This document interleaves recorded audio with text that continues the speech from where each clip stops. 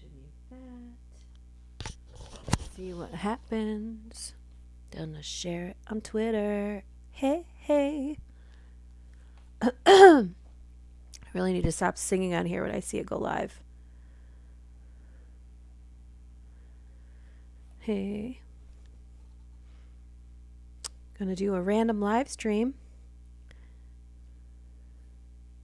So if you're here, please say something. Let's see here.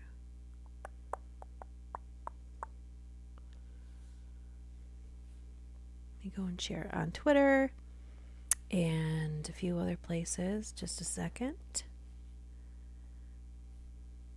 One watching, it says. Maybe that's me. If you're here, please let me know.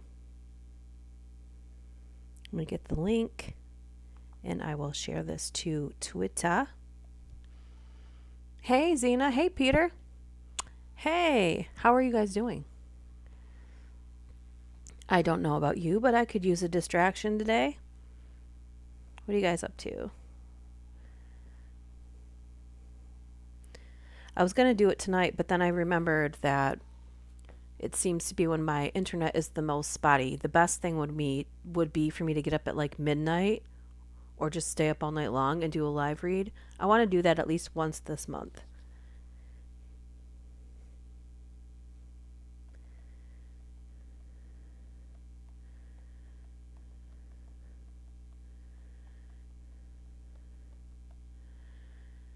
Let's see here. I'm sharing it on Twitter. Let's see. Oh, hello. Hey, Outrum. Warrior Princess. Oh, yeah. Hello from Medicine Hat, Alberta, Canada. Oh, hello, Corey Parrish. Hello. Zena, you're the best, man. How is the great-grandbaby? Let me share this on...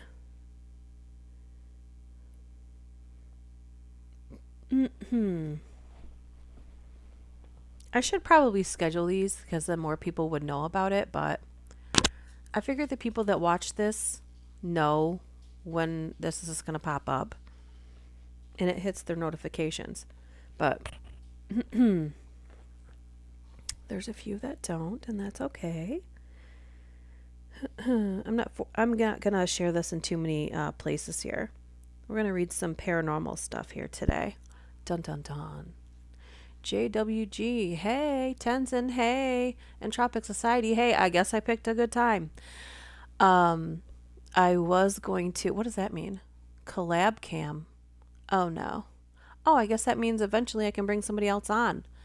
So YouTube used to have this great thing where you could have like multiple people on at the same time. It would just pop up on your screen. Google Hangouts. And you could live stream that way. But then they changed it so you can't do that anymore. Which is awful. So you have to get like separate streaming software. It didn't cost anything, but it's just really, I have not figured out how to have someone else on the live stream. And now apparently there's an option to do that. So that sounds interesting. He's perfect. Hello. Hello, J Rowe. Hello. Yes, it is. J-Ro, since I believe that you are a Patreon patron, I will tell you and anybody else that wants to know the Patreon stories are on human experiments. And, yikes. I'm trying to figure out how far to go into detail. It might be several parts, actually. I don't know what I'm going to be for Halloween. This is the first year I think I'm going to get to hand out candy. I know that sounds ridiculous, but I really enjoy doing that, and I have not got to do that for years, so I really hope that that's a possibility.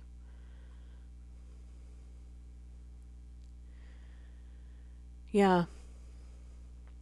Honestly, MK Ultra is on one of the lists, so I think it has to be a multi-part series. Yeah.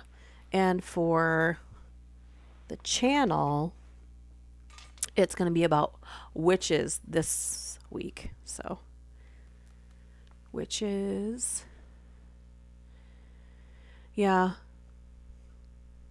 And honestly, like, the only reason I feel inspired to make any kind of content or like live stream is because for me personally, it serves as a great distraction as to what's going on in the world.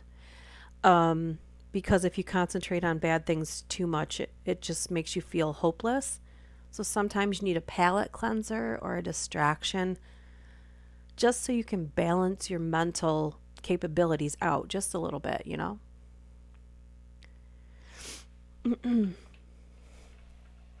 All right. Love witches. Well, actually, it's about people that use like witchcraft in a really bad way, which it's been a really long time since I heard anything about that. I've only heard about like modern day witches that use like, natural healing or the witch trials where they obviously accused any woman who had, a twitch in her left eye or talked to her cat as a witch, but like people who actually are self proclaimed witches that used that and committed crimes. So, not using magic per se, they were just bad people. But I figured it was on theme for October. You know what I mean? Hey, Tank. Hey. Oh, no. Space janitor. Space janitor. I dress every day in cosplay. I'm a Sims townie. Oh, man. See, dress up for Tank. If you're feeling down, dress up for Tank. And then you can post it to Twitter and then tag him in it. Or post, there you go. We'll let Tank judge our Halloween costumes this year. I never dress up as anything like sexy. Usually I dress up as something ridiculous. Because it's way more fun. Oh boy. There's always people that take anything that's been used generationally and will twist it and turn it with their own dark intentions or like use it against other people. There's people that have traditions that I don't know why people. Oh, wait a minute. I've had a lot of caffeine at this point in the day, so you're going to get the full squirrel. Sorry.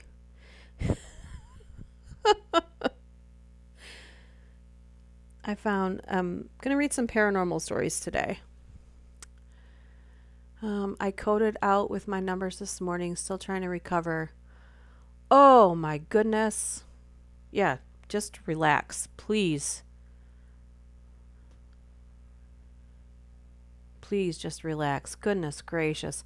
I was hoping you were going to tell us some good news, but the fact that you're typing is good news.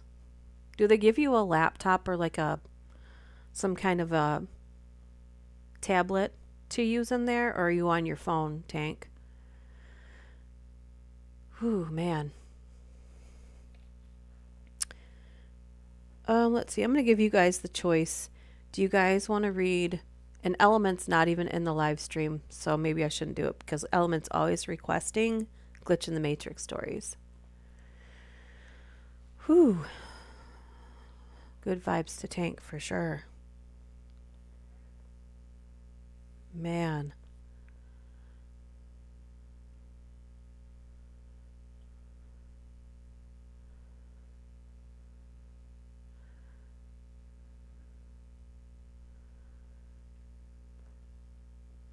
Yeah, maybe Tank can give somebody like have like maybe we can send Tank like I don't know. What's something that distracts you besides the Squirrel Squad? Glitch in the back rooms? I think those back room stories are the glitch. I think that's been on YouTube for a long time, hasn't it? It reminds me of deep web stories, but I think we talked about that last time. Excuse me. Michigan went from summer to fall, literally on the first day of fall. So it's been cold every day. So hopefully it's not cold in the hospital tank because I feel like the last few times that I was in a hospital, it was cold in there. I mean, visiting someone, not residing, but mm, not much distracts me while I'm stuck here. Do you have to share a room with someone? Hopefully not, but I get it. They always talk about how full the hospitals are. All right, so here is what I found for us to read right now. People describe their paranormal experiences involving animals.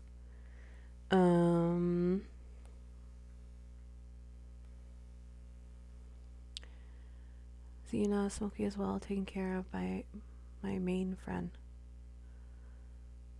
Oh, that's good. Thank goodness. I mean, it's bad enough to be in the hospital, and then in addition to like if they forget to turn off the monitor on an IV or yours or but but then to have to share the room with someone who ends up being a snorer or good, God forbid, in horrible pain, but then you're just like, I don't know how anyone can really recover that way. Space janitor. I just pictured a tiny little squirrel with like a space hat on. I don't know. Space helmet. Oh no.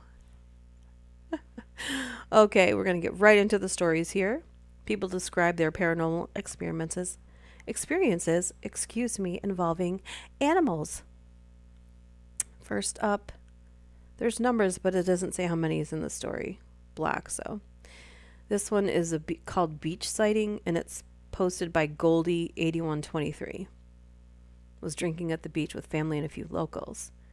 I saw a big black dog walking and looking at us, and I joked, "Wow, that dog is big. What do you feed it?" Apparently, I was the only one who could see it because they all looked at me, looked around, and then back to me, and asked me what the hell I was talking about. The locals told me not to look at it so it wouldn't follow me home. Ooh, dun dun dun. Cats? Man, hey! Just on time. We're reading People Describe Their Paranormal Experiences Involving Animals, and we just started. This is the second one. This one's titled Answer from Beyond, and it sounds like I'm going to lose my voice, so I apologize. It might get scratchy. From Redditor, Lady Shinob. I don't know. When I was 13, one of my best friends was hit by a car, oh my goodness, and perished instantly. I was a wreck and was grappling with the meaning of life and why the Creator, if they did exist, would take away someone so young. I searched online for any answers and came across a suggestion to write the deceased a letter and then burn it. In my letter, I asked for a sign to let me know if she was okay. Almost immediately after the paper finished burning, I heard a blood-curdling cry outside from what sounded like a young girl. It was late at night, but much to my surprise, none of the other neighbors had awoken to the sound or turned their lights on. My brother heard it too and opened the front door. He told me he saw a large black figure, like a huge bear, bolt from across our front yard. It scared him so badly that he frantically shut the door. This was in the suburbs, far from any large creature, so it never made sense. I feel like I got an answer, but it wasn't the one I was hoping for. Okay, I don't understand that one. Animals and paranormal, awesome. Yeah, I know. My dog's been seeing stuff lately. Ever since I did Skinwalker stories, so, I don't know if it's a placebo effect or not, but my friend was just trying to call me on Messenger.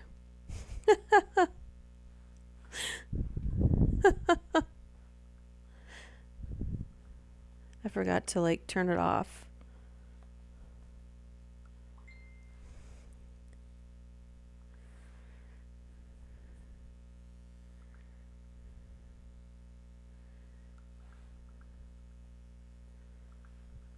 trying to give her the link to join.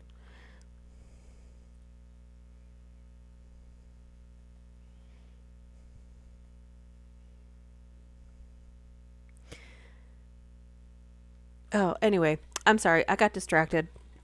Of course.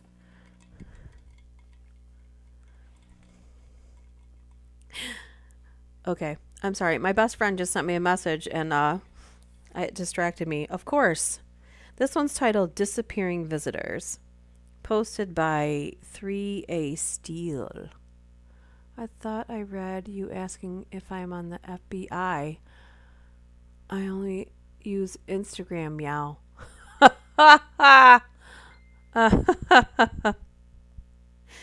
Okay. One morning, my girlfriend and I were laying in her bed on a cold morning. We didn't have work or school that day because it had snowed. She lived out in the middle of nowhere, like no neighbor for a mile, nowhere. I hear someone right outside the window say, "Get down! They're going to be able to see you if you don't get down." So, of course, this startled me. I turn around and see a guy and 3 dogs right outside walking toward the garage door. So I grab my piece and go greet them at the door and find out why they were there. And in those 10 seconds, I get outside. No one was there. Right outside our window, there were shoe prints and paw prints in the fresh snow. I tracked them down to the back of the property. And after about 100 yards or so, there were only paw prints. I looked over to my left, 10, 15 yards. Sorry. I looked over to my left 10 to 15 yards, and there were very similar paw prints that looked like they had come from the forest toward the house. So I tracked those up to the house. Then the shoe prints appear about 25 yards from the house. So I followed them to see if maybe they had gone out to the front of the property. But there were none. To this day, I'm not really sure what happened or what was outside our window. That's so weird. Oh, hey, Outrum, see ya. This reminds me of something that is super embarrassing and so stupid. So one time, my friend and I stole my parents' Jeep to go to the store to get cigarettes. We were in 8th grade, so we could not drive. This was in February in Michigan, so there was snow everywhere. And we had this old Jeep Wagoneer that you could start without a key. It would just turn on. And so my parents, we were alone a lot, so it was just another weekend when it was just us kids. So me and my stupid friend go up to the store, get cigarettes, come back, and then we and my brother, so all 3 of us, smoked in the house all day. So there was a layer of smoke in the house. My parents pull in a driveway. We drop where we're at. Like we literally act like you're asleep. So we all literally just lay down wherever we're at and pretend like we're sleeping. My dad came right in the house and said, who took the Jeep? Like he asked it 3 times, and then we were like, oh, what? We acted like he'd woken us up from a deep sleep. And then we ran to the window to see what he was talking about. He's like, yeah, obviously someone drove the Jeep because the tracks lead right up to it. So when we got back from like the store, when we went and got cigarettes, we threw snow back on the Jeep, but we were too stupid to get rid of the tracks going right up to the Jeep. Lesson learned. So yeah, don't smoke. And also, don't steal your parents' car, especially when you're not old enough to even have a learner's permit.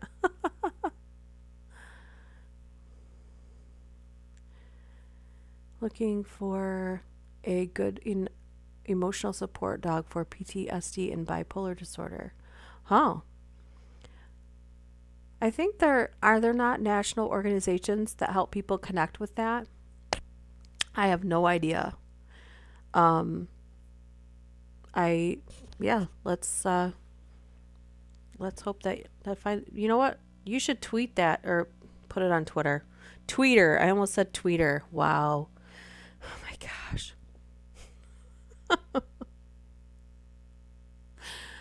Oh my goodness. Okay. This one's titled Disappearing Visitors. Nope, that last one was titled that. This one's titled Creeping Shadow Dog. That's what happens when your brain squirrels. This is from Redditor Little Law Learner. My cousin was living in a newer apartment and had been having some issues, several occurrences of her toddler talking to someone that wasn't there and fighting with them, and her waking up with marks and scratches, etc. She went to work when all of this was going on, and at the time, she and my mom worked together in a government building on night shift. The parking lot had cameras that the employees had access to. They watched a large black figure that looked vaguely dog-like, but had no definition, just like a black silhouette, basically creep around the parking lot by my cousin's car. This happened twice. The second night they saw it, she went back home and stopped having problems. My mom and I live out in the middle of the woods in a rural area with my grandparents, a quarter of the mile down the road. Or you could travel through the woods the back way, about a half a mile, and get to their house from ours. You couldn't take a vehicle there besides ATVs. So every time after that day, when they saw the figure, I saw it in those woods. It would chase alongside me if I was on an ATV, and I knew with absolute certainty that if it ever caught me, I wouldn't survive. I don't know why it was trapped in the woods or why it followed my mom home, but it was one of the most horrifying things in my childhood. And before you say I imagined it because my mom told me about it, I told her about seeing the figure in the woods before she mentioned seeing it on the camera. Yikes. Ooh. Sending good vibes.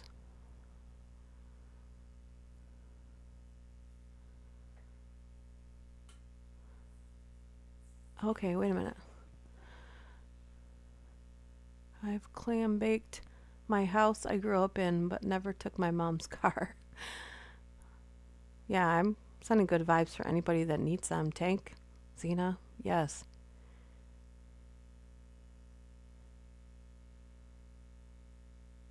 Yeah.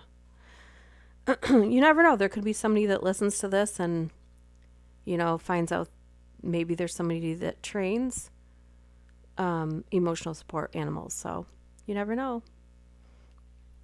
So if you're listening, let me know if you train emotional support animals. Thank you. Moving on to Coyote Man. This is posted from Redditor Utmaker. UT Maker. One time I was hiking in southern Utah along a sandstone ridge. I saw a pair of coyotes trotting along an adjacent ridge, maybe 100 yards away. And this could have been a trick of the light, a confusing perspective, or me just being tired, but I swear one of those guys suddenly stood up on its hind legs, looked around, and sauntered down the opposite side of the ridge and out of sight, like a guy going for an evening walk. I just stood there for a few minutes thinking, that was the weirdest effing thing that I've ever seen. Like, I think it would have been terrifying if it would have looked at him and then did that. Yikes.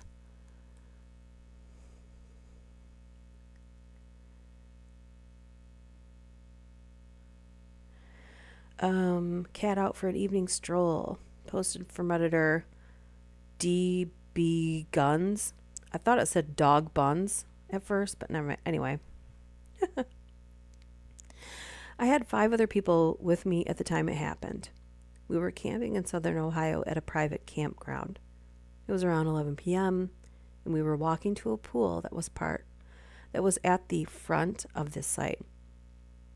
All of a sudden, it looked like a large black cat about the size of a mountain lion was crossing the road 60 yards in front of us. As it gets about halfway across the road, it stands up and walks like a person into the woods. We were all about 16 years old and freaked out. But being teenagers, we wanted to see if we could spot it.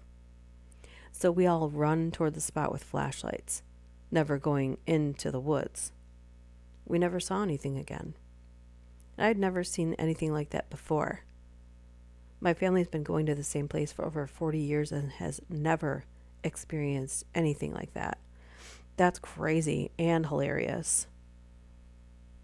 I'd say it's a costume, but I haven't seen any costumes that are convincing enough to make someone think it's an actual animal. Do you like the 2 sentence horror stories at Reddit? Have you read them?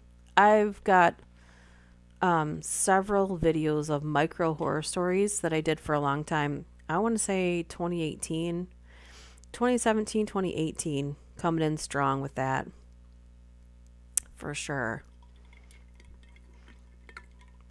But yeah, I've done that before. Long time ago. What if the stream comes from a back room? There's a nice homey buzzing sound on your stream. Is there? There's a buzzing sound on my stream right now? It's so weird because it's super quiet in here. Like, I'm afraid you can hear every single mouth noise. Sometimes when it's cold like this outside, my nasal cavity cracks. So, I've over 500 videos on my channel, so I can see why you might not have seen them. But I did sort. I went back, and I think the only thing that I have separate, I have Serial Killer Saturdays, but then all the other videos are sorted by year. There's a playlist for each year. Just thought it was easier that way because I had so many other playlists and excuse me. I had so many other playlists that it was confusing for me. Like, I looked at it as a viewer and I'm like, this is too confusing. So I just sorted it by year. Yeah. It's a quiet buzz. That's so crazy. I would think it'd be the traffic, but there's hardly any traffic right now because it's still quiet.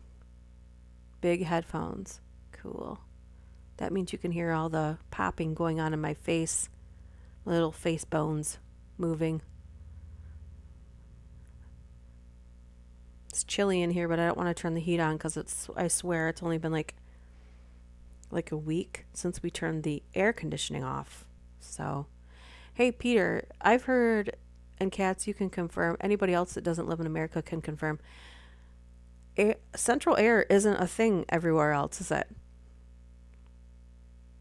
You guys have to let me know because I was informed that when it's hot in other parts of the world, you just stick it out. You're just hot. Now, after having it for so long, I can't imagine living without it. I don't know. Does this sound okay? Because I'm using a headset when I do live streams instead of like my regular microphone. So I feel like it picks up the most annoying parts of my voice. It's like the light humming from the back room's fluorescent lights. Oh. Any noise is better than jets of forced air up your nose. Ooh. Yeah. My goodness. Okay, this one's called... Nope, where'd it go? Skinless Beast. Oh, God. From Redditor Trent Steele Fan 2. No funny names lately from these posts, but maybe we'll stumble onto one. My buddy and I were driving home around 9 p.m. in South Carolina. Clear night, so nothing was obscuring our sight. At the corner of my eye, I see a large animal on all fours, skinless, almost canine-like, that pounced on a neighborhood cat and disappeared as quickly as he came. I continue driving and don't say a word because I didn't believe what I saw. After a few minutes, my friend says, "Did you see that?" We still talk about it because there is talk in the southeast of a skinless creature that, lack for a better word, is a cryptid. There are no wolves or coyotes in our neck of the woods. You know what, though? Animals can migrate, and they will migrate. They're going to go where food is. So, yeah. Wait a minute.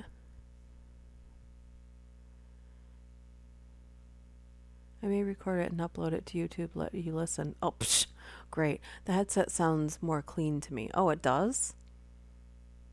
I have a cooler box. It's tiny, but it helps. If you have money in any part of the world, you can have AC or anything you want.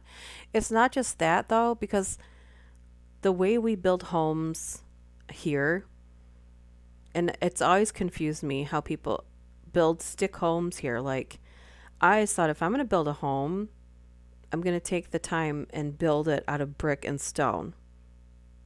A home that lasts like forever.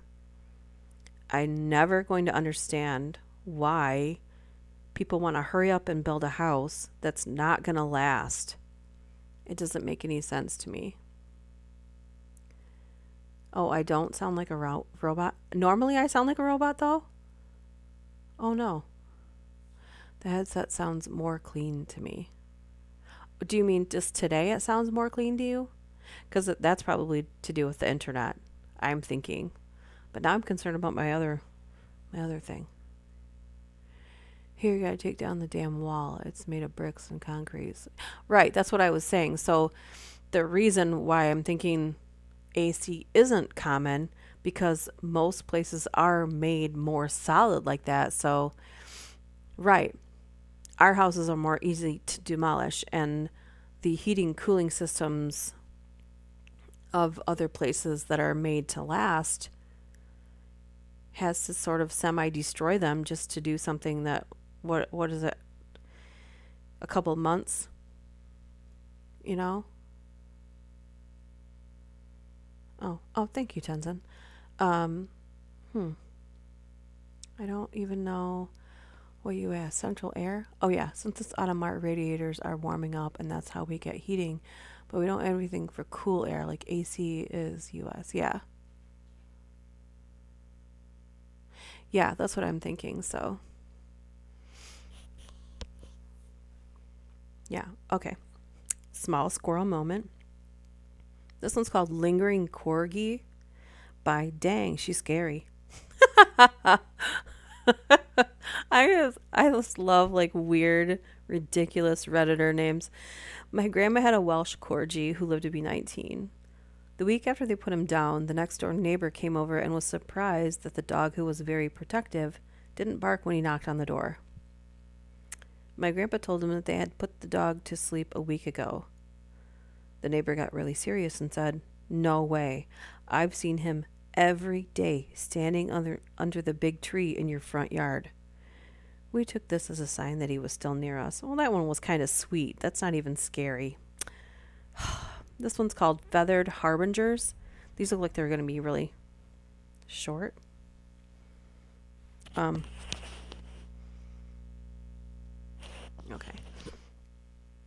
Posted by Lindsay Lee. When my grandfather passed, we sat on his front porch that night, and 3 great horned owls flew over our heads. My mom busted up crying, saying that when her sister passed, a great horned owl flew over like that.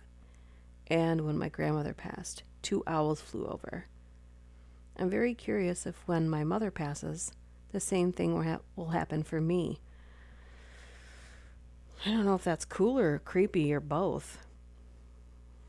Okay, this one's titled Undead Cat by Vox Draconi. Draconi. That's probably right. Dracone. In college, my roommate and I were walking around. Oh my gosh. I'm stuttering. In college, my roommate and I were walking around town at 2 a.m. Not drinking, just weird kids. We passed a deceased cat in the gutter. It was a calico, big brown spot on one side, orange one on its face. Rigor mortis had set in. There's kind of a greasy smear coming from under the head. We guessed it had been mashed by a car. We walk down to a park, wander around, and come back the same way. A car passes us, and in its headlights, we see a calico cat crossing the road away from us. Oh, this thing just restarted itself while I'm reading it. Don't you love that? Sorry, you guys. Okay. So the car passes us, and in its headlights, we see a calico cat crossing the road away from us. We get back to the spot where the cat was, and it was gone. Same storefront, same street light, same greasy smear in the gutter. No cat. Over the rest of the semester, the cat showed up all over the place. It chased my roommate and his friend down the street one night on the far side of town where we first saw it. We had a note once from our RA that she wanted to see us. So we knocked on her door, and without a word, she walked us to our room, opened the door, took one look. It was a shithole, and she said, "Oh, wow. There's no way you're keeping a cat in here. Sorry." Rumi and I look at each other. RA says, "One of the groundspeople said they saw a cat in your window." We asked if they said what it looked like, and they said white with brown and orange spots. That's weird. That's crazy. Undead cat, and it was orange. Dun dun dun. This one's titled Late Night Greeting. Will you come here? Trixie, come here. I swear, if my dog sees me live streaming, that means she wants to go outside 14 times in a row. Most of the time she wants to go outside so she can turn around and come back in because she knows I'm a sucker, and then I give her a treat. I'm a pushover for the animals. It's to my own detriment. Anyway, Late Night Greeting, posted by Leopold Blooms. I've had a few strange animal-related experiences, but one that stands out for me was an encounter I had while staying at an inn. The innkeeper made no mention of any pets upon my arrival. Usually innkeepers will warn you if a pet might be wandering into your room. But in the middle of the night, I was awoken by the sensation of a dog licking my hand. I slept with my hand dangling over the edge of the bed. I opened my eyes to see a long-haired black dog standing right beside the bed. I love dogs, so it was quite heartwarming to me, although unexpected. I'd reached my hand out further to pet him. My hand passed right through his face, as if there was nothing more than an apparition. The figure quickly faded out completely, and this startled me out of bed. I proceeded to walk around the room in utter confusion, unable to figure out what just happened. I chalked it up to my hypnopompic. Okay. Hypnopompic hallucination. No, that can't be the right word. Anyway, until the next morning when I mentioned the incident over breakfast and was told that numerous guests have had the same encounter with a long-haired black dog in the night. It was so common that the owners had given him a name, Padfoot, and the guest book that I signed before leaving had repeated references to Padfoot from previous guests. The owner had no history of owning a black dog, so they really had no explanation for him being there. That's crazy. I know what video I should do. 10 hours on background hum from Duchess Stark's live stream. Hey, Laura. Hey. I will let you know. I did say this to Jerry on here, and I don't know who else is here that's on Patreon, but there's the Patreon stories for this week will be human experiments. So just a little warning, because it will be part of the point of Patreon is to be able to tell the most disgusting, gross things I can't really say on here without it being, you can't monetize it or worry about if they're going to report it or someone's going to listen to it and report it because they let their 5-year-old on YouTube. Anyway, it should be pretty gross. So hypnopompic was probably meant to say hypnotic. I don't know, but you spelled it exactly like they did. So, I don't know. Ghost Cat. Deer in the Headlights by Lana Glug Glug.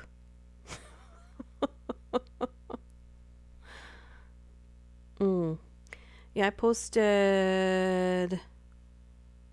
I have more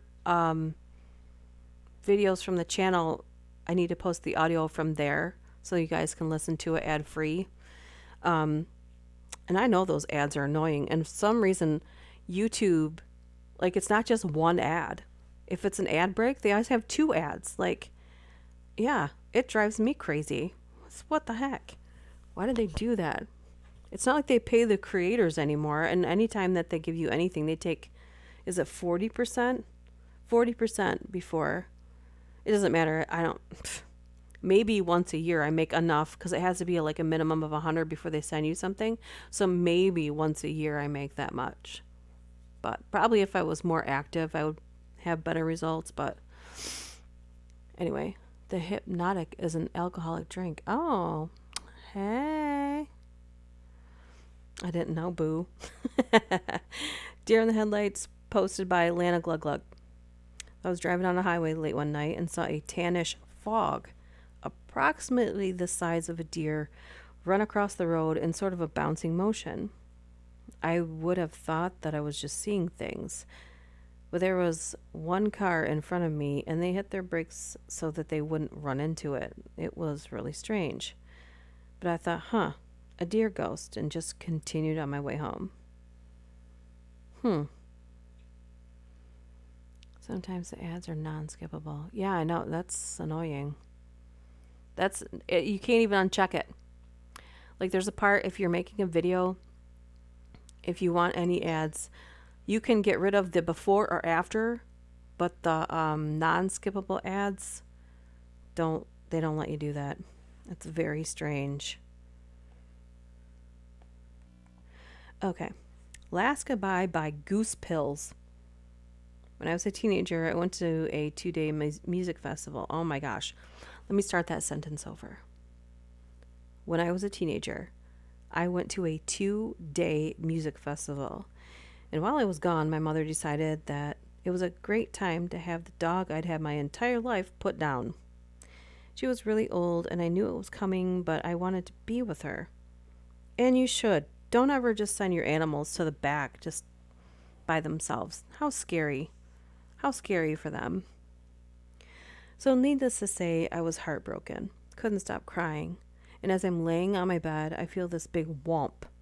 Just like when she decided it was bedtime. I could feel her curled up against my back all warm. And I heard that huff she'd make when she got comfy, like, my dog does that too. Put my hand behind me and could feel her fur. I calmed down and fell asleep, and when I woke up, my dog was gone. But there was a big warm dent in the covers, like she just left. Oh, I'm not going to cry. Don't you make me cry, stories. Damn it.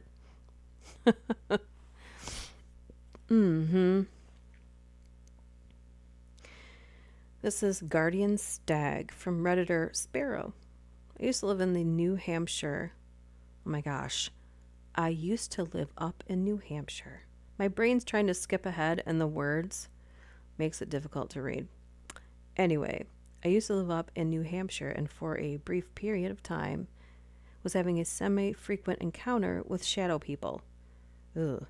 At the time I had a job where I wouldn't leave work until about 1 o'clock in the morning and lived in a densely wooded area.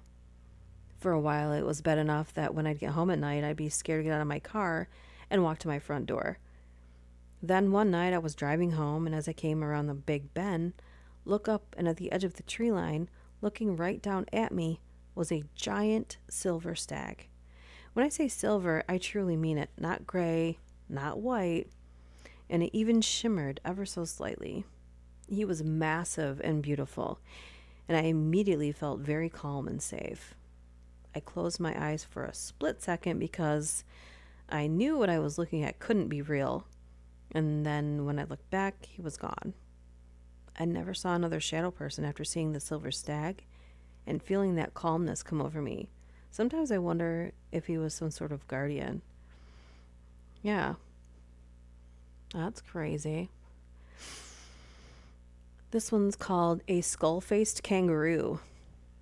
Posted from the Confuddled One. When I was living in western New South Wales, I was out exploring the area when I saw a kangaroo with unusual markings. It had a white face.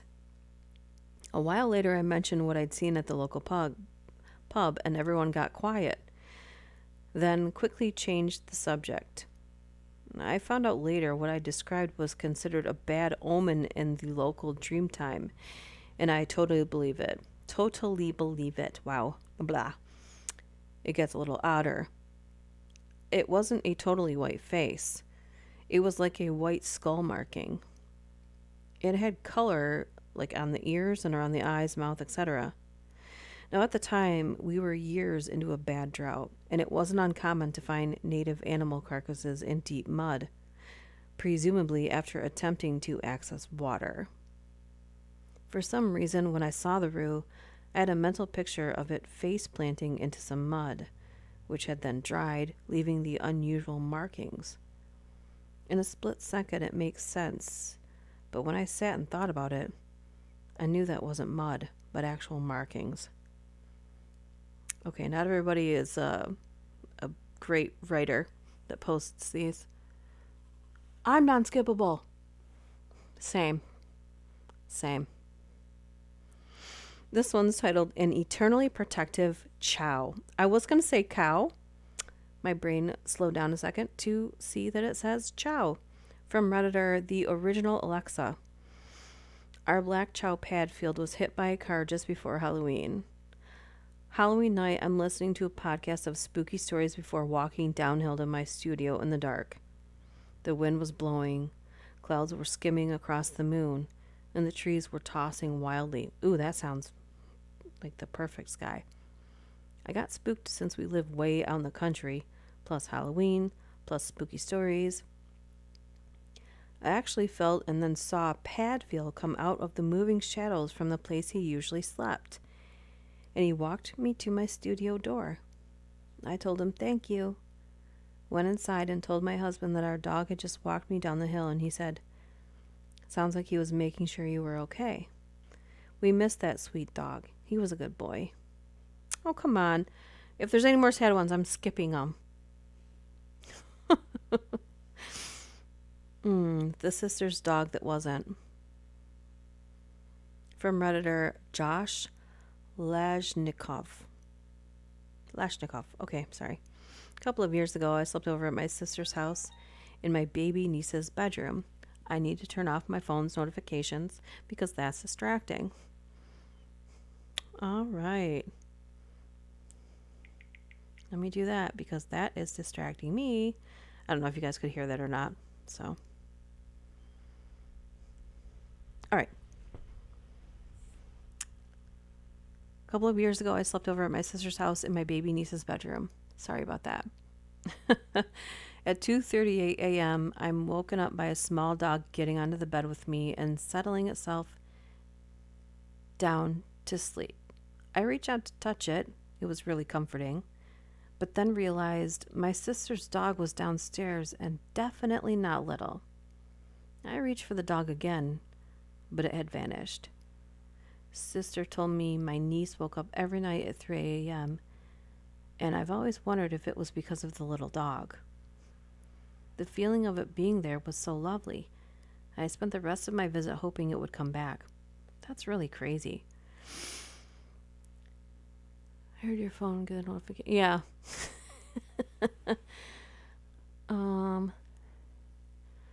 You worked that into the story and thought that was the best part of the story. Thought it was part of the story. The notifications on my phone? Okay. This one's called Levitating Cat. Posted from a former Redditor. It says, my daughter asked me today if I've ever seen a ghost. So I told her about the time when I was 13 and saw my grandparents' cat float down the stairs as if some unseen entity was carrying him. She's 7, so when she said she couldn't sleep because I had scared her, I told her it was a story I like to tell, but I swear I saw it. Dun dun dun. For Whom the Bell Tolls? Immediately I heard that in a heavy metal version as soon as I read that. Raise your hand if you know what I'm talking about. Hey, Onyx, hey. Oh, from who the bell tolls. Ah. All right. Anyway, from Whiskey Rivers, my cat used to run down the hallway at top speed and then jump onto the bed every night when I would tell him it was bedtime. The day after he passed, oh my gosh, I turned the kitchen lights off and told the dog it was bedtime. Then I heard the cat's collar bell and footsteps run down the hall. It happened a few more times and then stopped for years. About 2 years ago, when the dog got sick, it started happening again. Every once in a while at first, and then every night for a week leading up to the day the dog passed. 2 nights later, I heard the bell and the sound of the dog walking across the hardwood together. Then nothing ever again. I feel like he came back for his brother, and then they left together. I miss you boys a ton, but I feel better knowing they're still together. Come on. Okay, this is the last one of this set, so no tears. Me. Bats, cats, and more cats. From Redditor Mattress757. That's hilarious, and I feel like that has a hilarious backstory. Anyway, I've seen what looked like a bat fly past my head while looking in a mirror. I've seen black cat shapes move into rooms or through a doorway multiple times. I have cats and have had others before, but always black and white, whereas these ones would just be pure black. When I've investigated, there is no cat, just an empty room or hallway. While staying with a girlfriend like 11 years ago now, we were sleeping apart. Parents didn't trust us, of course. I slept in the living room on a pull-out bed. It was the middle of summer. I have a fever, and there's a window open. So I'm in and out of sleep a lot that night, and using my inhaler to counter the wheezy chest. One time I wake up and there's a black cat sitting on my chest. So I pet the cat. It purrs, then moves to a nearby armchair and sleeps for the night. I had met one cat earlier and knew she had 2 cats and that the second hid from strangers, so I took this as a compliment. It could tell I was a cat person. Next day I'm introduced to the second cat, and it's not a black cat, it's white and ginger mixed. I explain my midnight visit to the girlfriend, and she's kind of surprised. But it's not the first time she's had someone tell her something similar. Her old black cat, but passed years ago. Oh, her old cat was black, but passed years ago. Wow. Brain. Wow. Yikes. Ooh, here's something creepy we can read. Let me see if we've... Oh my gosh. I think we've already read this one. Because it says it unscrewed all the light bulbs. Someone unscrewed all of my light bulbs. Didn't we read that one before? I don't always listen to Metallica, but when I do, nothing else matters. I think... this yesterday? No, Tuesday. I was listening to Metallica, and I'm like, what is that one song that's like so pretty? I think the best intro to a song ever, and you can disagree with me, it's fine, but one of the prettiest intros to a song, non-vocal, is Metallica's Battery. So hey, tall guy, hey, squirreling out. Metallica's Battery intro. The song Battery, the intro, the guitar intro. That's my favorite intro to, I think, any song ever. Non-vocals, it's just pretty. And then it goes into immediate badassery. Back to the stories, me. Okay, yeah, all the light bulbs unscrewed. You do think it's that? Me too. Okay, so let me go to a different one. Let me see here. It just looks creepy, so. True stories no one ever believes. Trust your gut feeling. We already did that one. Bizarre delivery stories. We've done that too. Baffling even their doctors. Spotted at the truck stop. I think we went over those before and they ended up being really gross. Let me just ganter at that. People describe their hold on a minute. Let me get rid of the other tabs on my tablet here. People describe their middle of nowhere truck stop horror stories. I feel like we've read these, but there's a lot of truck stories, so who knows. This one's titled Almost Another Black-Eyed Children Tale. Do you think we've read these ones, you guys? They're longer. Like each one's at least a couple of paragraphs. Two, I listened to it a lot in my years. My high school years, yeah.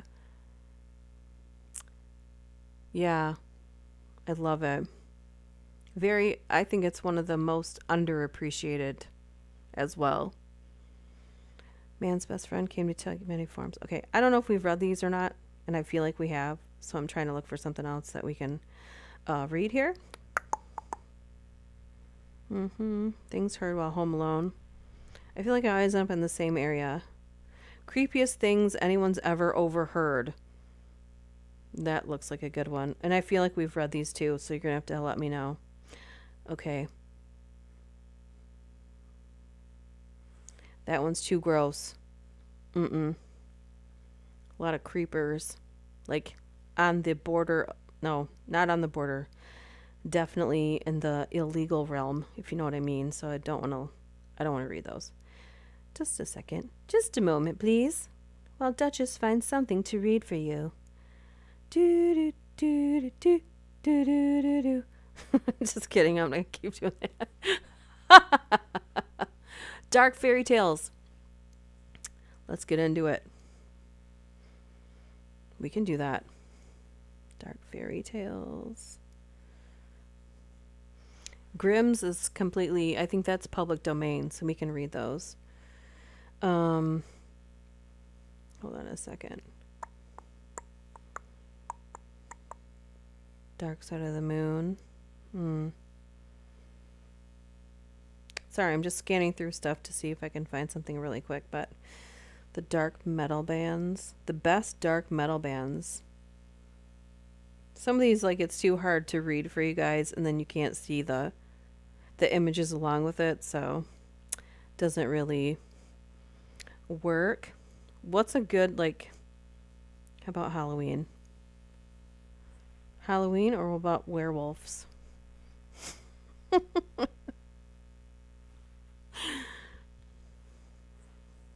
Do, do, do. I'm sorry, all I can hear is that song in my head now.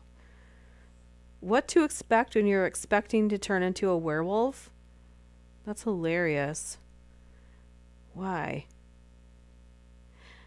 Okay. One of the scariest movies that I saw when I was a kid was American Werewolf in London. Now, if you haven't seen that movie, I think it was way ahead of its time as far as like special effects, because they're still not that great, but I've seen worse, and I've seen worse in like recent movies. But that story was like so terrifying to me, and like the ruthless hunting of the werewolf, of the people, just like whew. And most of the time you don't even see the actual beast. You just see the people suddenly terrified of it, and it's like all camera viewpoint. And then one of the scariest parts, when he's like, I'm trying to remember if he was having a dream in the hospital of him being back home, if you've seen this movie. And when he's back at home, he's like in the living room with his family, they're playing a game or something, and like people come and knock on the door and come in, and they're werewolves that I think are dressed as Nazis. And for some reason that little tiny 10-second scene scared the bejesus out of me. Like, Backstreet Boys got it going on. You know what, Peter? I'm gonna let that one slide. Harry, what's up, Harry? You know, I'm never, and nothing against it. Like, I like Metallica and the color pink. You can be both. But I'm also a person who loves and appreciates artistry. And so when I listen to like people that create and make music, like, yeah, I can get into pop. but I don't appreciate it the same way that I do for like people who play instruments or create their own music.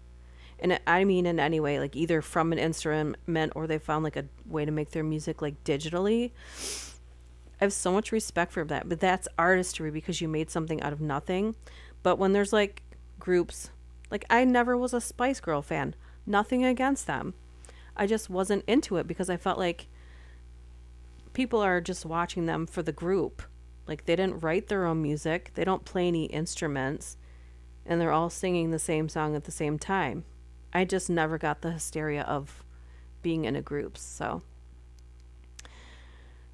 they shoot the place up. Wait, what? It's really hard to think of a second Backstreet Boys song. I legitimately only know that one because of everybody saying that. I literally don't know any more Backstreet Boys songs. Wouldn't it be so ironic if, like, obscurely, someone who is a member of Backstreet Boys ever listened to my live stream and were completely insulted by that? But I just don't know. That's just not my cup of tea. Not a main. Never has been. Because when you say Backstreet Boys, everyone thinks one song. Right. That's all I can think of. I do not know another one. All right, so werewolves is a no-go. Somebody throw out a subject because I'm in an area where I can find lots of stories in one spot. And I am list Backstreet Boys early hits. I don't know any newer. Do they have newer ones? Doesn't matter. Don't they just tour and sing their old stuff anyway?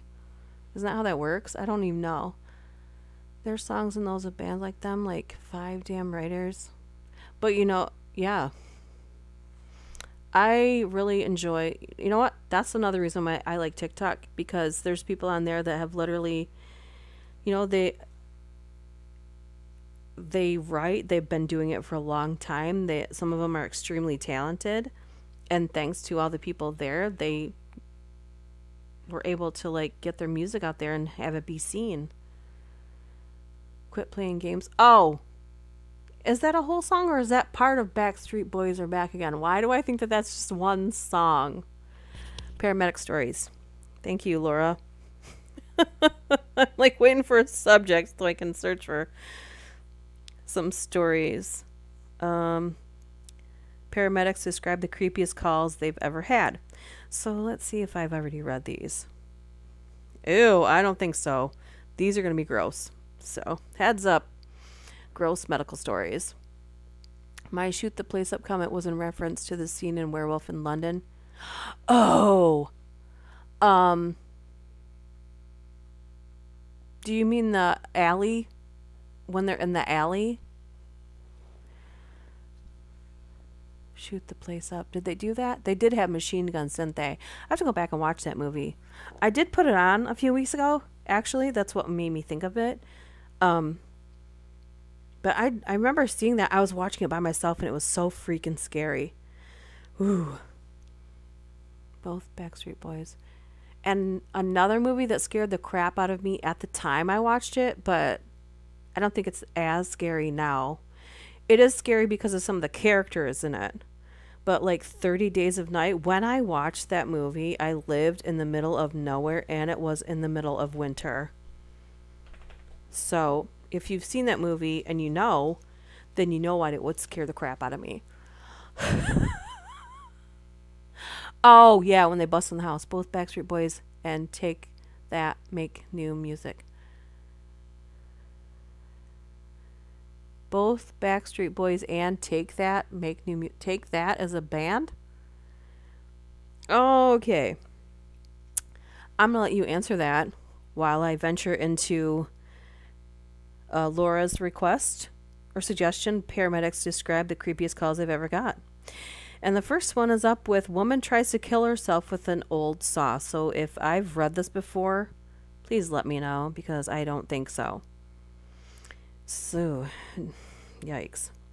This woman was clearly struggling mentally. She went into her basement and started sawing at her wrists. And you guys let me know if this is too gross too. Horizontally with rusty hack saws, bleeds a good amount, and then starts walking around the house. She wasn't dying quick enough, so she sat down in a chair in the middle of the room and started going at her wrists again, and this time with a pair of scissors. I was the second person inside the house. It looked like a massacre. We searched the house from top to bottom, fully expecting to find multiple dead bodies in there, because I've never seen so much blood in my life. Every single room had a trail of blood in it. The woman was found on a chair in the living room. Rigor mortis had contorted her body into a really strange, unnatural pose, and her face was haunting. Literally the stuff of nightmares. Her wrists had huge chunks of skin, veins, and muscles missing from them. Saying that she slit her wrists is inaccurate. She ripped them to pieces. So, have we wandered into creepy enough territory now? Because I'm pretty sure I've never told these ones before. Tell me why. I can't read that without saying that. And nothing but a high. Tell me why. Oh my gosh. Take that, Us, a British boy band. Oh, Take That is a British boy band. Okay. Now defunct. Okay. Hello, Paul. Hello. Tell me why. Oh my gosh. All right. Back to the paranormatic stories, and this one's titled Woman Cooks Herself in Scalding Hot Bath. You've all been warned. You know, disgusting warning. Just saying. Here we go. We responded to an apartment building when the caretaker had called us. His initial report was that he went to check on a suite because the water had been reported flooding into the hallway. He informed us that there was a deceased lady in the tub. He said he saw her and immediately backed out without touching anything. We enter the suite. It's filled with steam. The humidity had started peeling off the paint on the walls. Paint off the walls in sheets. There was also the smell of cooked meat. Oh no. Upon entering the bathroom, we found the supposed deceased seated in the tub with the hot water running. And from the looks of it, she had been there a while. The skin on her body, all the way from the toes to sternum, had started separating, much like the paint on the walls. It was bubbling and coming up in sheets. If you're eating, I would suggest stopping eating right now. I checked for vitals while someone turned the water off and the others went to get a bag and radio for a can. When a body is badly decomposed, we put them in a sheet metal box. Oh my gosh. I almost crapped my pants when I found signs of life. The lady had a pulse. She wasn't really responsive, but she was breathing shallow and had a heartbeat and was looking at us. We had to get her out. We radioed for EMS and informed them we had a live patient with at least 80% burns. They were a few minutes out, so we started to get the patient ready for transport. I don't remember what we were doing when we noticed the water draining from the tub.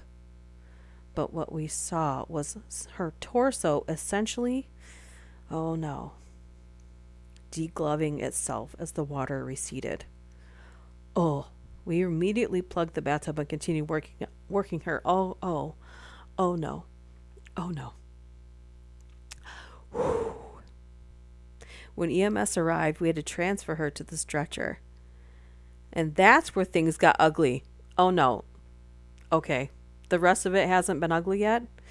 Okay. Grosser warning. We planned to gently lift her out of the tub and place her on the stretcher. However, as soon as we touched her, her skin was coming off in sheets.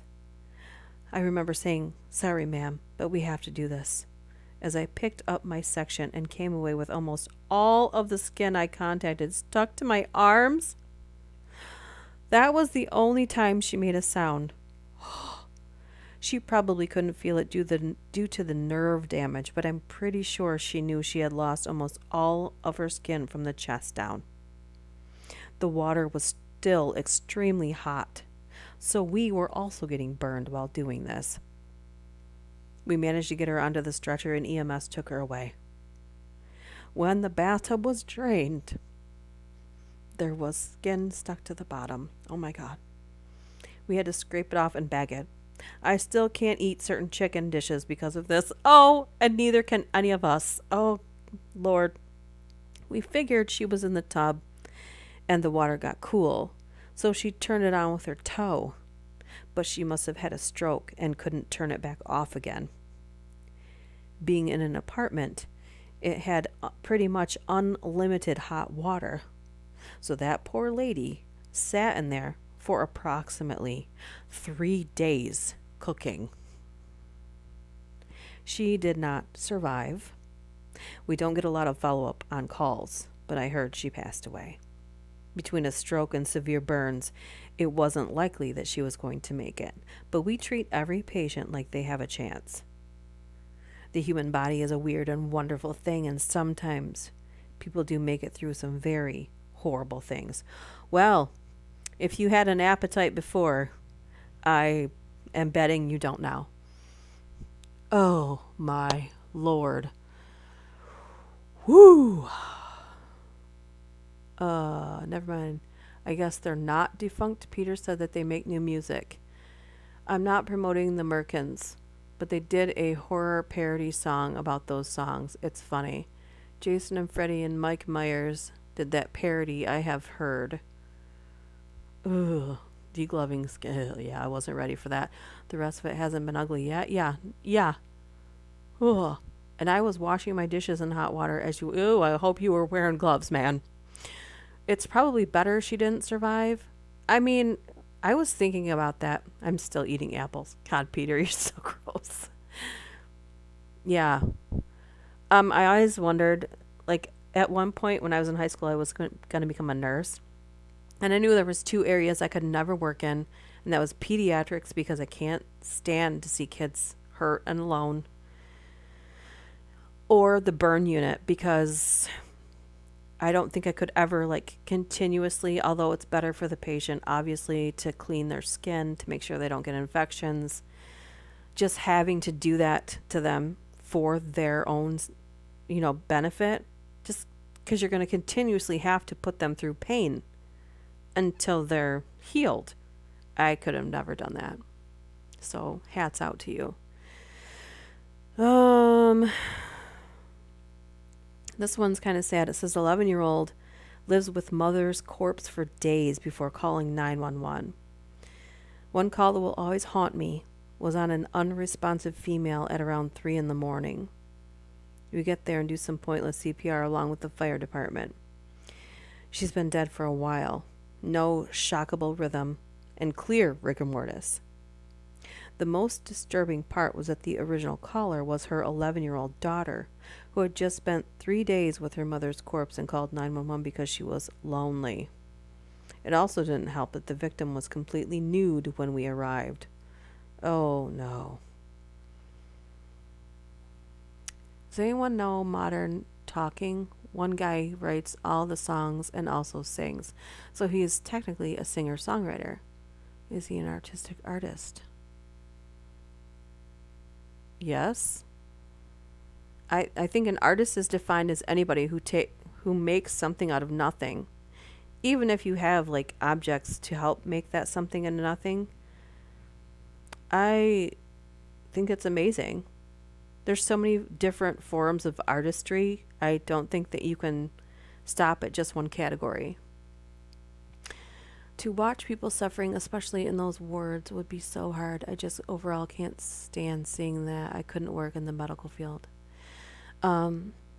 Yeah, hats off to anybody that does that with compassion, of course, because there's some people that they just can't stand it, but they continue to show up for work every day, get that check. But I'm hoping that there's more good than bad.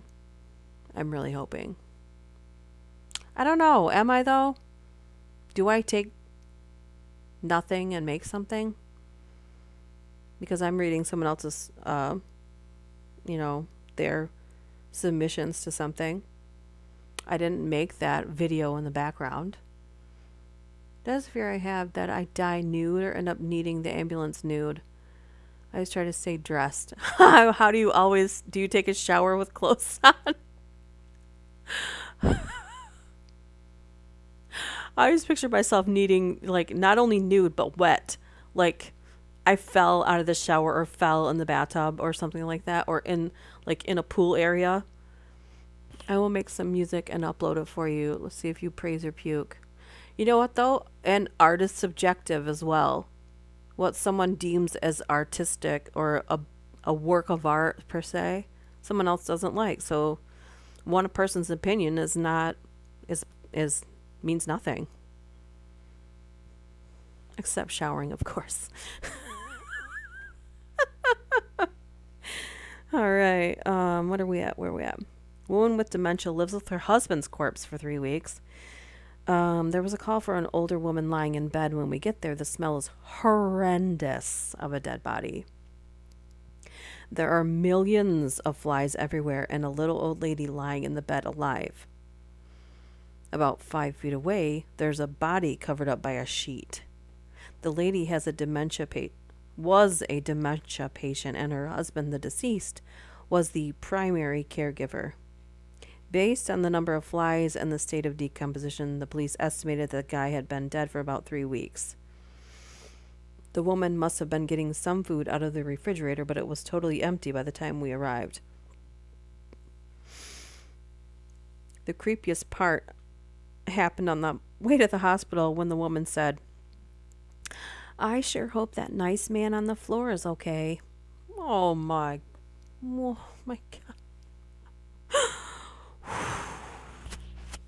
Knowing my luck, that's when I would end up needing a damn ambulance in the shower. I know, right?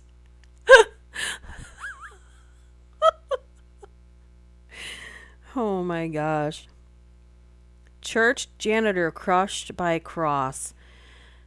Now, that seems like that would be a headline across a newspaper. All right. I responded to a call where a janitor was dusting quite a large stone cross in the middle of a church. He had been up on a ladder cleaning when he slipped off and proceeded to try to hold on to the cross to keep him from falling. Unfortunately, the weight of the 200-pound man was too much to support. The cross fell toward him, landing on his left arm, with a part of a horizontal stone of the cross pushing his muscles and tendons out of his wrist like a squeezed toothpaste tube. Then the cross fell completely on him, splattering his head across the floor. Quite disturbing and definitely the most horrific and gore-filled scene I had ever witnessed. Oh my gosh. Well, these are definitely on the more disturbing side. My gosh. Okay, I give this stream a like. How do you like them apples? Okay. Oh my gosh. Woman found slashed open on her doorstep with no clue as to who she was. Got a call around 2 a.m. for an unknown medical, which is always kind of an uh-oh thing for us. As soon as we pull up, all the cop had to say was, "Well, I don't even know." I walk up to a lady unconscious in front of her house that had her face cut similar to the Joker and her throat slit. She was in her pajamas, no bag, no ID, no belongings at all outside. Her door was locked and there was a dog barking inside. All the lights were off.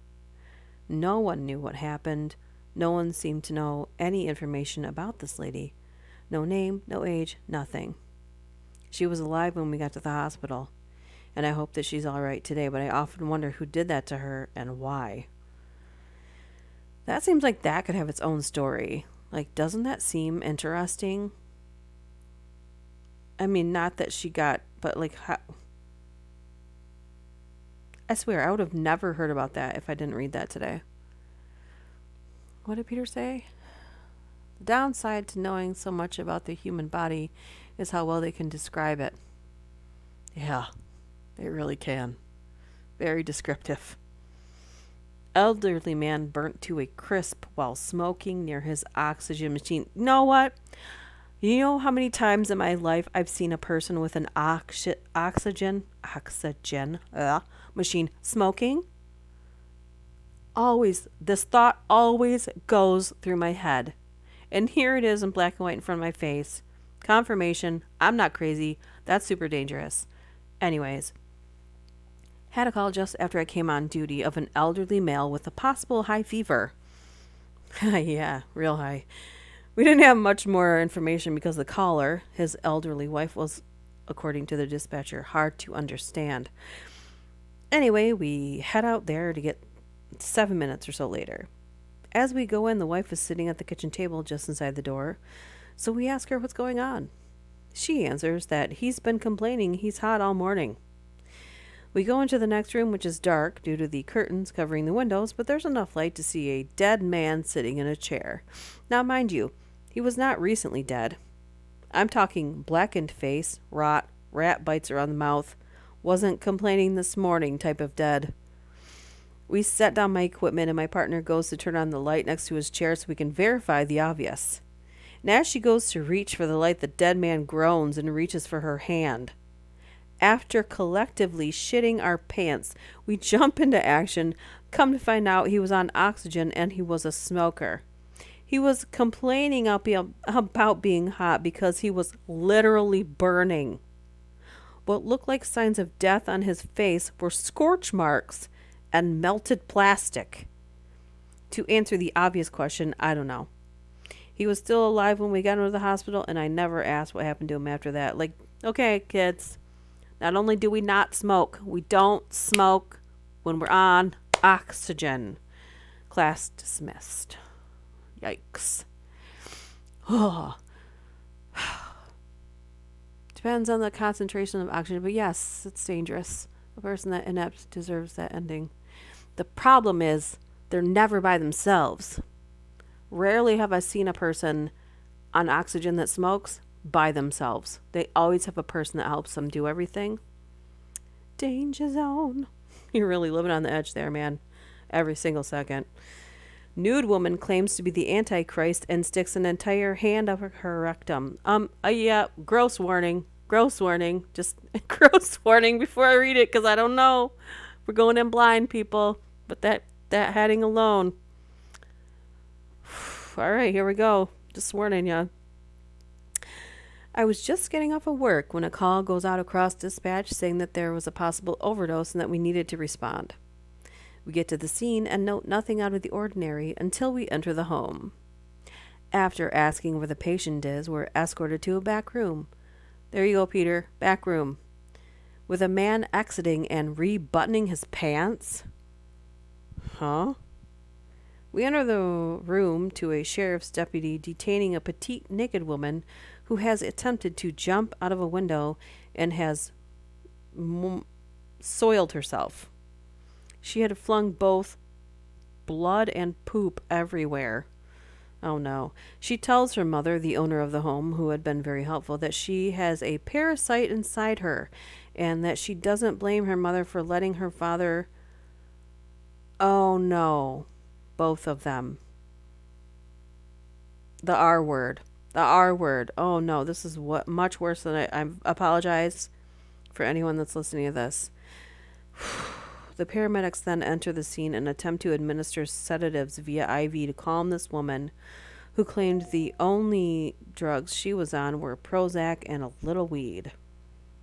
The most memorable moment came next. In the moment that the deputy released her hand to the paramedics and administered the IV, the patient slides her entire hand into her rectum. She then begins to spasm violently and tell us if we don't stop being racist, she will smite us because she is the Antichrist, the harbinger of end times. Listen, I'm sorry. Not only for me, obviously starting to laugh right now at this insane story, but that I had no idea where this was going to go.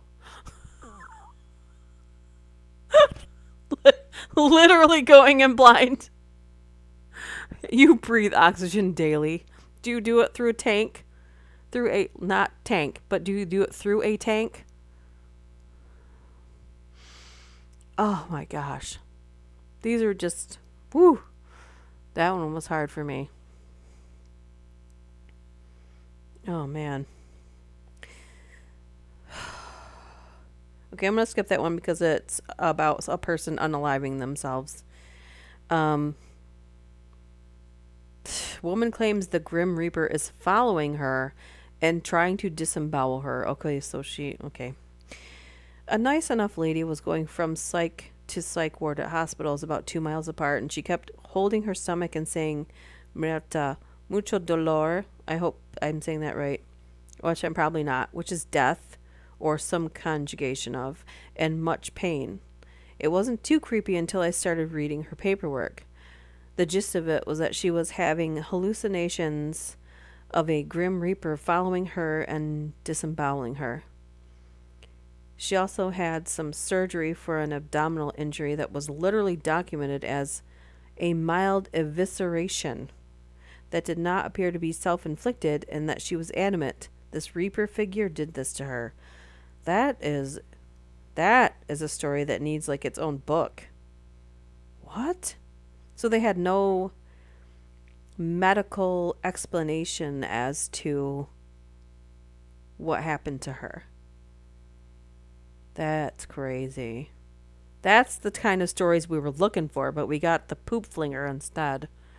Oh my gosh. Jesus Christ. Breathe through it, Tank, and mass combo at times this week. Gonna be on it for a while. Oh no. Yes, me and Tank are human centipede, and I breathe through him. You know what? I'm no human centipede. I can't even watch that movie because the gist of it's so gross that, you know, the more like you put something like that into the atmosphere, there's some crazy person somewhere, and I'm pretty sure I've said this before when that movie came out. I'm sure we live streamed, or one version. There's like multiple versions of that movie now. That someone's probably tried it or is trying to make a literal human centipede. Like somewhere, there's some mad scientist somewhere that is doing crap like this. Hopefully it's not the government, but you never know. The poop flinger is just trying to give everyone chocolate covered pretzels. Oh, yes, that was a lie. We don't do that. Yeah, we don't make human centipedes, and we don't smoke, all right? Two very basic human rules that I think are pretty easy to follow. Don't buy cigarettes and don't become a mad scientist. Yeah. Woman lets street drug crocodile eat away. Okay, so is it pronounced crocodile because it's Krokodil? Crocodile or crocodile? Is it a street drug? Is that how you say it? Eat away at her flesh. The creepiest patient I had wasn't what she did, but the result of it over time. The patient was an avid user of dasomorphine, street name crocodile or crocodile, I don't know. Probably crocodile. Like if it's a street drug, that probably is how you say it. The patient genuinely looked like a zombie. It was just eating her away. No real nose. Earlobes rotting away. Just open wounds all over, clear to the bone. What? I never heard of that before. Jolly covered pretzel. Oh no. Isn't Human Centipede from like the 70s?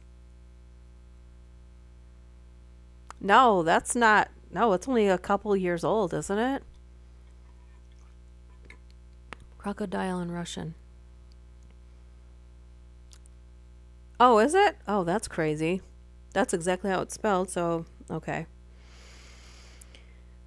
Paramedics find hung man. So in general, the creepiest calls for me are hangings. Something about a body just hanging listlessly in the dark. The last one I had, we were dispatched without lights and sirens, which itself was weird. We ended up at a Safeway with a bunch of cops who had no idea where the hanging victim was. Apparently, the guy who called it in was casually shopping in the produce section. The guy mentions that the body was at the construction site across the street, and sure enough, there was a well executed body hanging about 5 feet off the ground. Seeing a dead body hanging in the dead of night is one of the worst things that stays with you. Ooh, the next one's too gross. I'm skipping it. So you know it's bad. You know it's bad if I skip it. They're 10 years old? Man. I swear, time's just fast forwarding in my brain. Wow. They're 10 years old, are they? I don't know. I just remember seeing like the ads. Remember how they had big billboards for those? Ugh. I didn't think those were 10 years ago though.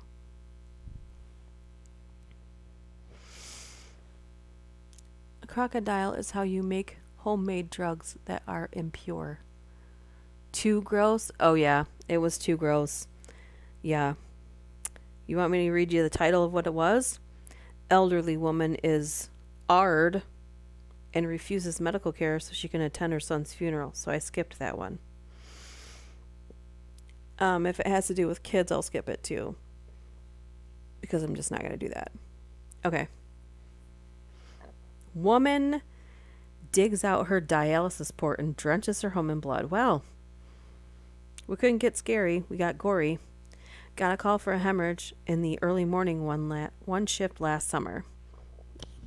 When we arrived, we found a woman in her early 70s who had bled out within the time of our arrival. According to the husband and son-in-law on scene, she was picking at her dialysis port in her clavicle region. They said she had pulled it out, but were very interested in how quickly they were going to do something with the body, and neither were fazed whatsoever. It was the most maroon blood just pooled around her, and they didn't bat an eye. Asked some other uncomfortable questions, and then we turned the scene over to the sheriff's office. We were all a bit skeptical that one of them pulled it out, seeing as she stayed under their care 24/7 if she wasn't in a dialysis appointment. But who knows? Yikes. Ooh. Not exactly 10, but within the last 10 years, I think part 1 was like from 2013-ish. I only got enough time and energy for a few more, but will stay as long as I can. Well, I'm probably going to cut this short at 2:30, so I won't be streaming because once the kids get out of like high school, middle school, I know that the internet, and what's funny is I don't live in an apartment building. I live in a home, but our internet sucks. So once there's like more people that are on the internet in the area, then, which doesn't make any sense because we have our own internet. But anyways, I just know when the internet's going to work better when it's not. And once the traffic picks up and I know that people are home from work or school, the internet's not going to work the same. So we're probably going to cut it off around 2:30 anyway. So, may your tanks function better than Russian tanks.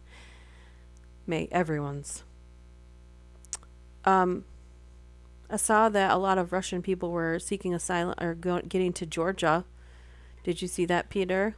It was pretty cool to see people that are kind of like getting out of there.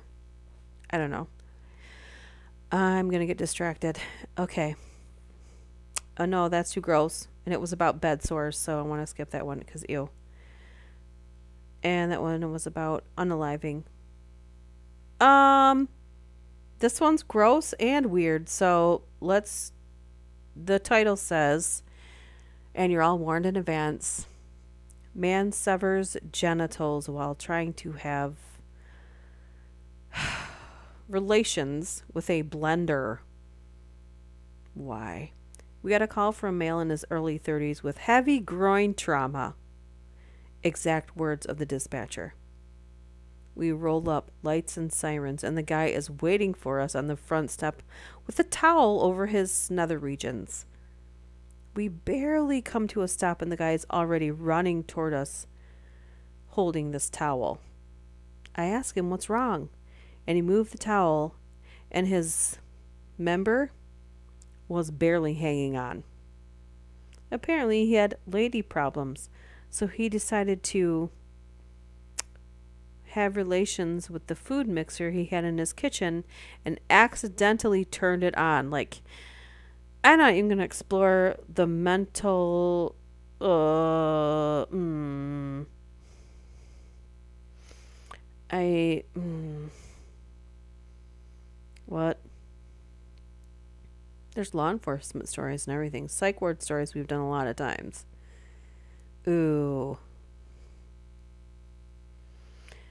Crime scene cleaners? That's more of the nasty. Ooh. Let's see here. Every day it's getting closer. Or blunder. Oh my gosh. I need a little help. I can too in a step down the room to the out the ICU. They just don't want to be the ones who fight. If it's poor people, they don't care.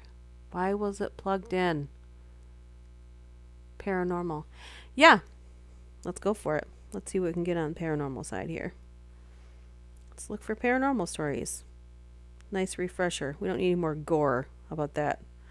We're done with the gore right now. Let's look for something more like paranormal.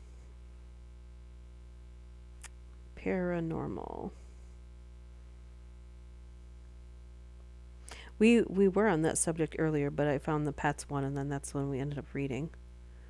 Paranormal. I don't know. I spelled it wrong. Wow. Way to go, me. Wow. Why was it plugged in? I know it might be overused, but I like it. Hey. What is this now? Best paranormal shows. Okay, here's 8 bizarre military investigations into the paranormal. So this should be interesting, right?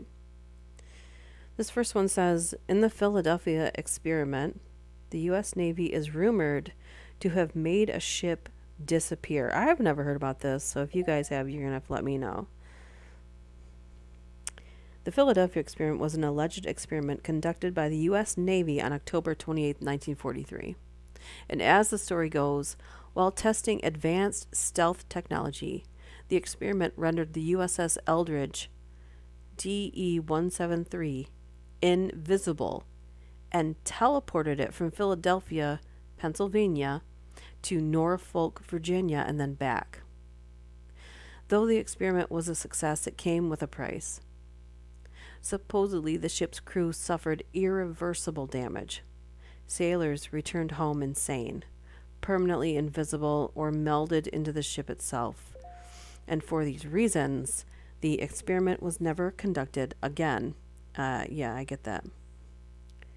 While the U.S. Navy firmly denies these claims, scientist Jacques Vallée has made the more probable claim that the Navy was investigating degaussing, a technique to neutralize a ship's magnetic field and render it invisible to torpedoes, but not the naked eye. That sounds more likely.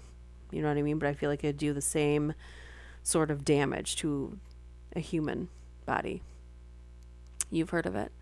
Tank is a space janitor, but some call him Maurice. Wow. Doing a little worse today. Getting back to where I was a couple of days ago slowly. I read a book about it actually called the Montauk Project or something. It was an episode on X-Files. Oh. Yeah. This one's titled The Nazis Tried to...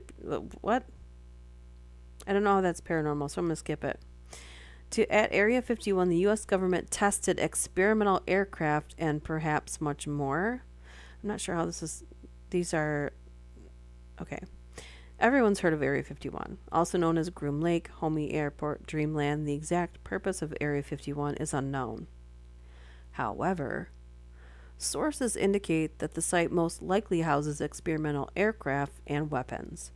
And while the base itself has never been formally declared a secret, all research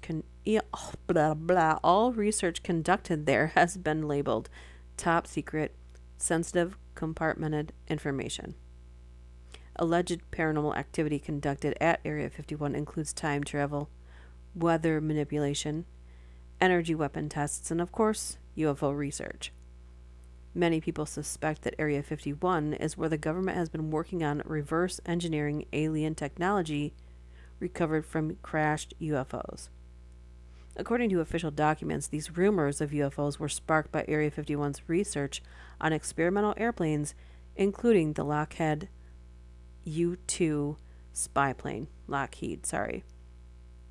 Though the CIA publicly acknowledged the base's existence in 2013 in response to a Freedom of Information Act request, many still believe the government has not been totally forthcoming on the site and its purposes and its history.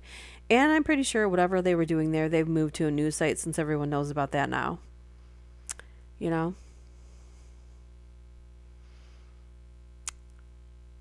Thanks for coming, Tank. Hope you feel better very soon. And all of us are thinking about you, obviously. We want Tank to get better, so good vibes to you, good sir. Man. Stalin tried to create a race of human-ape hybrid super soldiers. I'm not really sure how this is paranormal. So you guys have to let me know. Both the US and the USSR may have investigated psychic weapons. I stumbled onto an entire thing when I was looking up human experiments. That's literally like the 70s was a very large dedicated time to seeing if you could use psychic abilities, all of them, in any way whatsoever to help benefit our side. Let's see. ESP, or extrasensory perception, is an umbrella term that applies to using remote viewing, telepathy, clairvoyance, telekinesis, and a host of other psychic abilities. Reports of the government investigations into ESP go back to at least the 70s. They actually started those tests in like the 30s. Around the same time as Russia, or not Russia, but the Nazis were doing experiments on people. Like, they weren't the only ones doing experiments on people. Yeah. All right. So, according to sources cited in the New York Times in 1977, President Carter ordered the Central Intelligence Agency to conduct a high-level review of psychic research beyond the Iron Curtain in an attempt to assess a possible Soviet threat. This report showed that the Soviet Union was in fact researching ESP. Determined not to lose in the psychic arms war, the CIA decided to begin their own research on psychic abilities under Project Stargate. This project was the basis for the movie Men Who Stare at Goats. If you haven't seen it, I highly recommend it. According to several reports and interviews with ex-Pentagon officials, the Pentagon spent roughly $20 million on ESP research from 1972 until the mid-90s, though the Pentagon denies this claim. Shocking. In his book, The Mind Race, physicist Dr. Russell Targ claims he worked in a decade-long multi-million-dollar program researching remote viewing for the Defense Department. This is a very real thing. There's declassified documents that you can read on this. Trying to discover if some individuals can see things happening thousands of miles away. With some success, he claims. Other scientists claim to have worked with the Pentagon on developing psychic abilities to see the secret locations of missiles. That's a dangerous game to be playing with innocent people. Around the same time, Stranger Things started. The U.S. tried to make a gay bomb. What does that mean? A gay bomb? It's supernatural, so that counts as paranormal. Okay, gotcha.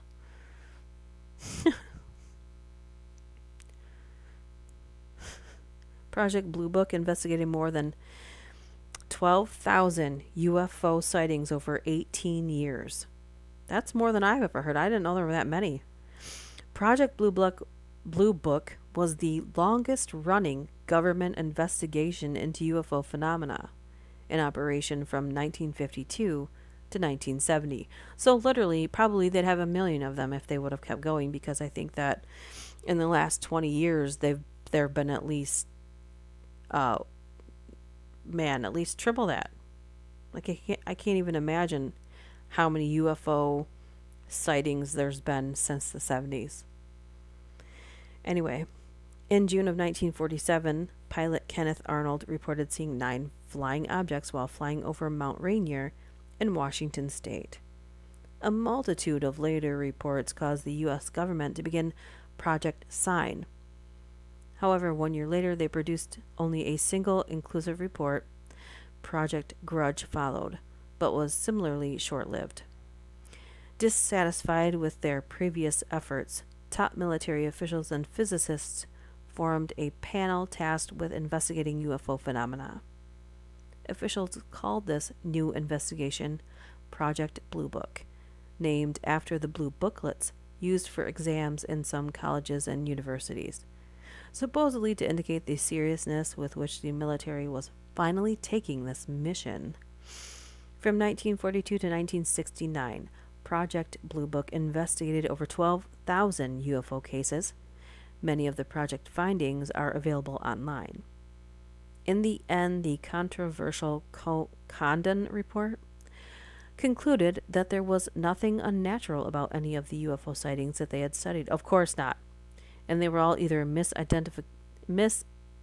they were all a misidentification of conventional objects, hallucinations, or hoaxes. Of course.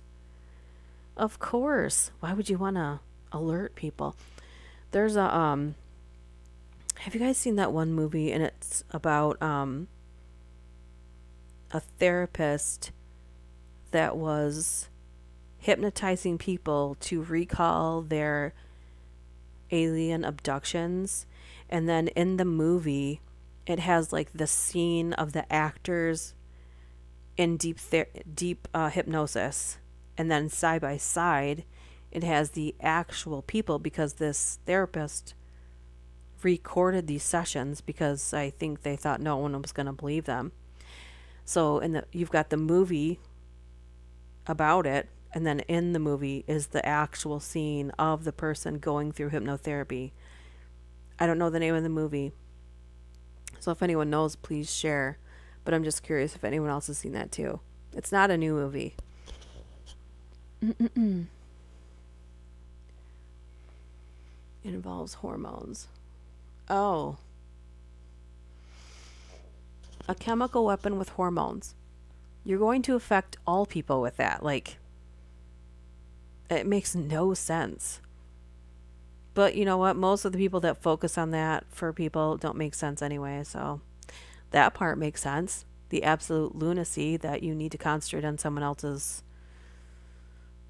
personal life is ridiculous. Anyway, belief, truth. Therapist that did the hypno, Bud Hopkins. It was actually a female, and I believe, was it Alaska? It was a specific area where there was a large amount of alien abductions. And it's well documented if I can figure out what it was. Man, I cannot remember. I'm sorry, I'm going to Google it because I know.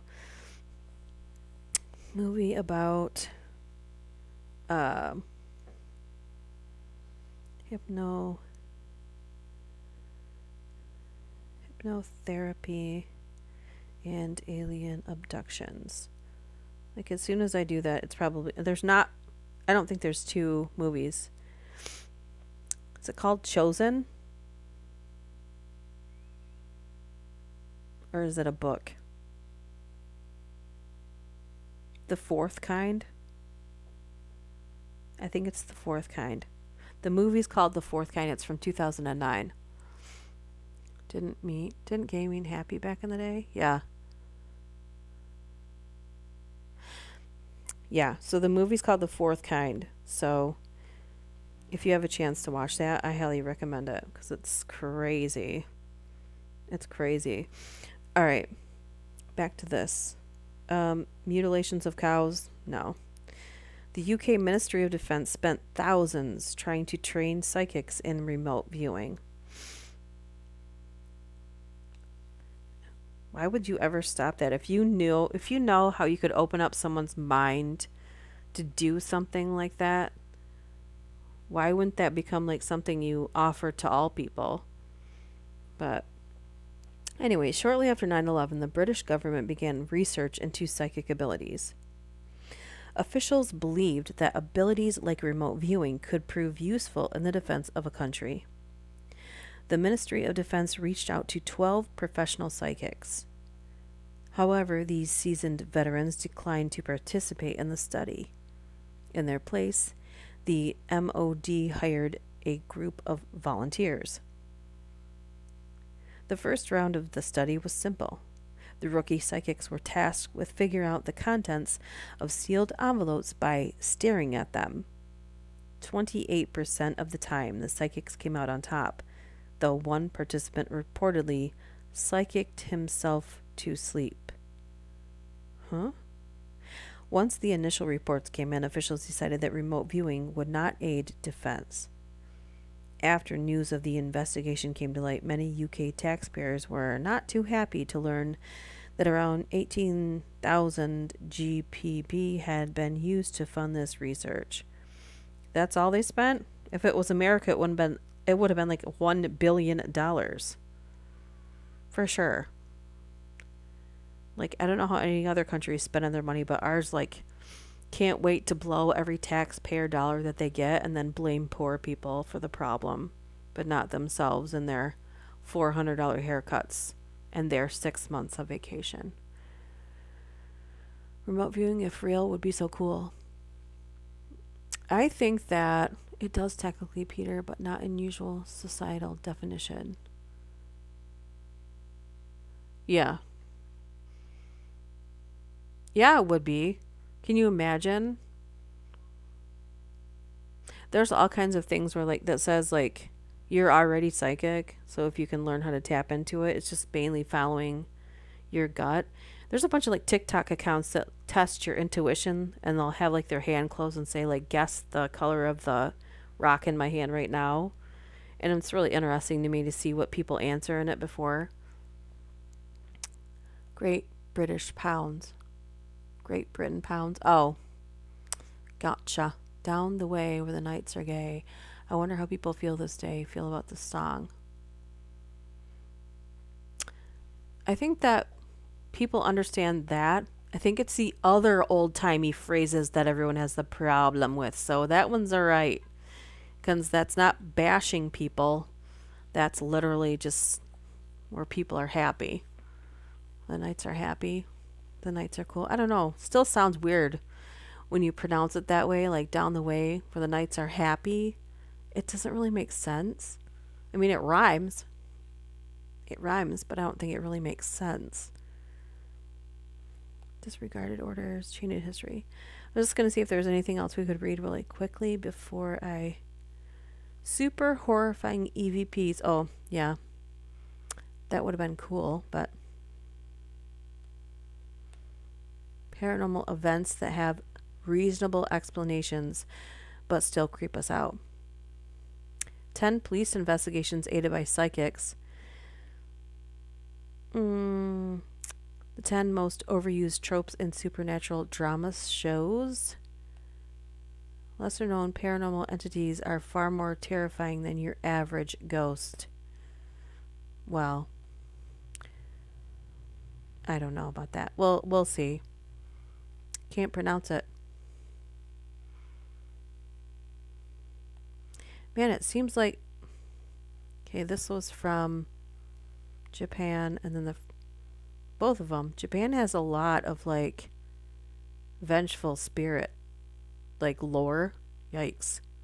The Bell Witch. Yikes. Okay. Oh, electronic voice phenomena. Where you hear, like, you ask a question to this room and it's empty. But if I had something recorded, like if I had my phone or my iPad recording, And then I went to listen back, and on it, you hear like something that's not in the room with me replying to my question, type of thing. Rubber in Europe means an eraser.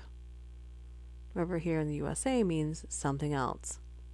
We call condoms rubbers here too. Oh. Who calls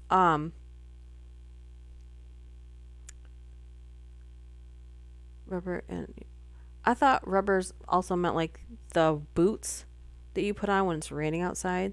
Like, go put your rubbers on. What country is that? I thought that was English. Or, I mean, UK. I thought people called, like, their water boots. Like, I want to say rubber ducky boots, but I mean, like, those rubbery boots that you put on when it's rainy outside. That's what I was thinking of there. Anyway. The Bell Witch, hasn't everybody heard those so many times? People are going to come up with like new folklore because we've all talked about them too much. Shadow people. Old book. There's a weeping ghost known as Old Book, and it haunts the grounds of the Peoria State Hospital in Bartonville, Illinois. This mental institution, operating from 1902 to 1973, plays host to a series of different hauntings, but none are as apparent as the cries of Old Book. Before his passing, Old Book lived as a patient in the hospital, who also worked as a gravedigger. Because no one knew his real name, he was checked in under the pseudonym a bookbinder. Supposedly, before being sent to the mental institution, he worked in the world of bookbinding, and at one point became so overwhelmed with stress, it rendered him mute. The story goes that Old Book attended every funeral and lean against an elm tree where he would cry, even if he hadn't known the person in real life or in life. When he passed in 1910, hundreds of people attended his funeral. As pallbearers prepared to lower his casket into the grave, it bounced up and into the grave, knocking the pallbearers down. The man in charge of the institution, Dr. Seller, wrote in his journal after the casket fell, everyone who hadn't fled the harrowing sight could hear someone crying against an old elm tree. Every man and woman stood transfixed. Just as had always been the case, stood Old Book, weeping and moaning with an earnestness that outrivaled anything he had ever shown before. We could not be mistaken. It was the same Old Book. If you visit the grounds of the now abandoned hospital, make sure you listen carefully, because you may hear the cries of Old Book. I mean, wouldn't you go to the cemetery? Hopefully those headstones are taken care of by someone. What happens to those if, like in that instance, who maintains that cemetery? Let's see. Rubber boots are rain boots. Yeah, but isn't there someone that calls them rubbers? We call those wellies. Okay.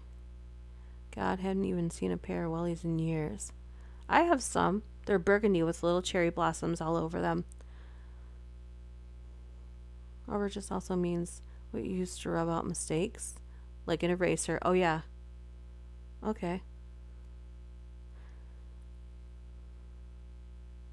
It's almost like it makes sense. The only thing in this crazy, crazy world that makes sense, Peter.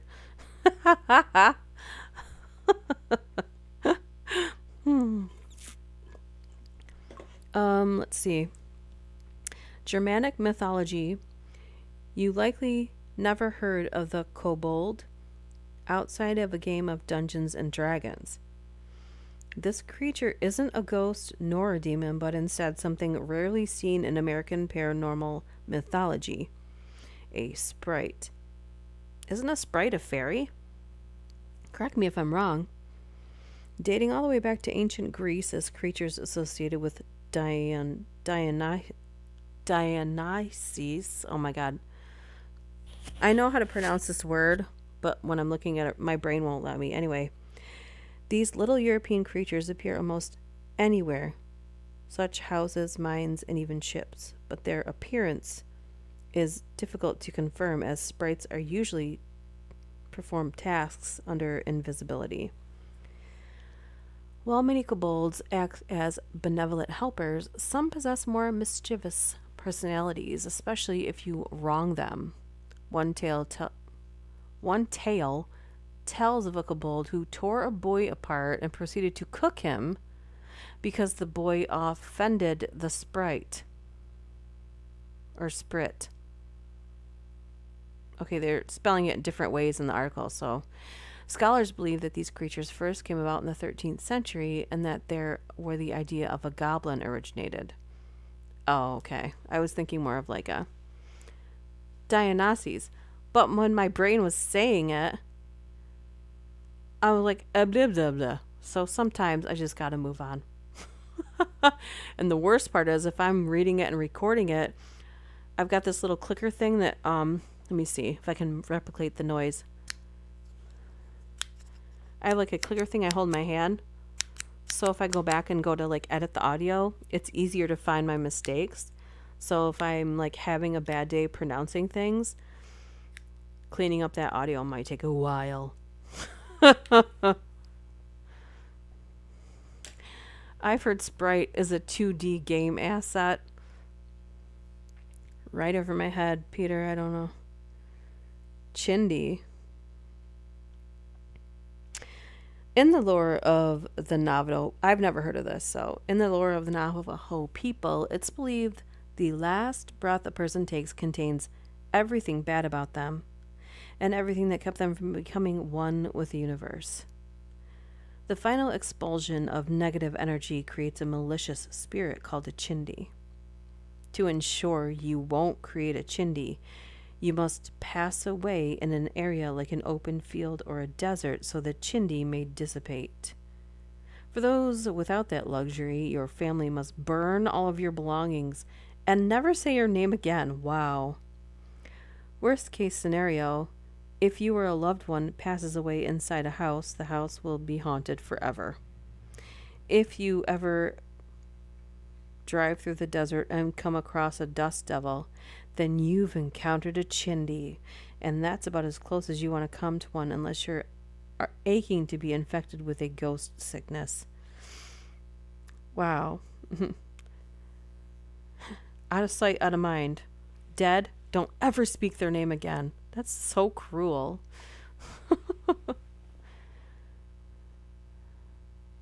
Dionysus. Okay, that was funny. Oh my God. Animal spirits? Oh, that's not scary. Come on. I want to find at least one scary. Most absurd reasons people were accused of witchcraft. Most of the time it was because somebody found something out and they're like, oh, they're a witch. Kill them. Man. The most convincing parapsychology studies ever conducted. So there's 9 of them. Let's see if there's anything that we've heard. It's in the paranormal realm, right? Dr. Tucker studied a reincarnated fighter pilot. This is weird. Dr. Jim Tucker is a child psychologist and associate professor of psychiatry and neurobehavioral sciences at the University of Virginia School of Medicine. He's worked with many children who have inexplicably recounted memories that are not their own and that are often linked to real-life individuals who lived decades in the past and thousands of miles away. One of his most convincing cases concerned a boy named James Leninger, who, at age 2, began having terrible nightmares of violent plane crashes. According to this article, Leninger was able to recount vivid details about World War II military operations. He also, and inexplicably, knew a great deal about fighter jets. At 2 years old. Most significantly, however, Leninger was able to recall the name of a real aircraft carrier and a real soldier, one James Houston, who actually died near Iwo Jima. Every detail the boy put forth has since been verified. There's no way of proving the story in the linear sense, but as Tucker pointed out to NPR in a 2014 interview, it seems absolutely impossible that a 2-year-old could have somehow gained this information through some sort of normal means. Like a 2-year-old can barely put that toy in the box and then remember it and then tell someone else that they just put that toy in that box, let alone fighter jets from World War II. So quirky, and it's so random, I hate myself. What? The Chindi thing or whatever. English pronunciation is weird. Uranus is actually pronounced differently, so not like your anus at all. It's pronounced Uranus, but people just say Uranus because it's funny, and people are 5 years old, or, the mentality of a 5-year-old when it comes to Uranus. Any chance that my husband gets to make that joke, he will. Diane, oh my God, don't make me say it. My brain can't say it today. It just can't. It just can't. So many times. If I can go back in time and if there's videos when I mispronounce something and didn't know how to say it, I should just skipped it. Just skip it. Because then people go through the comment section like, it's actually pronounced ... And then they type it how you pronounce it. Not oh, that story was interesting. It's actually pronounced like this. Which is fine. That's not even the worst thing that someone said to me. I think the worst thing that somebody said to me was, no offense against anyone who's trans, but to make an assumption that that's what they said. I sounded like a transvestite. It was 3 or 4 years ago, maybe longer, and I was like, what the hell? Sometimes I sound like I have a deep voice and sometimes I don't. That's so mean. Say anti-disestablishmentarianism. See, I can say that, but I can't say Dionysus. Oh my God. Anti-disestablishmentarianism. But the other one I can't right now. That's so cruel. So cruel. So cruel. All right, we're going to read one more and then we're going to cut this off because it's been over 2 hours. And I don't want to push the internet to the extreme where it doesn't work and then it's not fun. Everyone's like, you're buffering. Because that's not fun for you guys either. But this last one says a 2001 study finds consistency in near-death experiences. Wow. In 2001, a UK-based medical journal, The Lancet, published a study on NDEs, near-death experiences, in hospitals. It was a 13-year trial conducted by Dr. Pim van Lommel, a prominent researcher in the field of near-death studies. So Van Lommel's trials were conducted in 10 different Dutch medical facilities involving 344 patients who had actually died for a significant number of minutes. Eventually, findings revealed that 18% of the patients had some memory from their period of unconsciousness, and 12%, 1 out of every 8, had what the physicians called a core or deep NDE.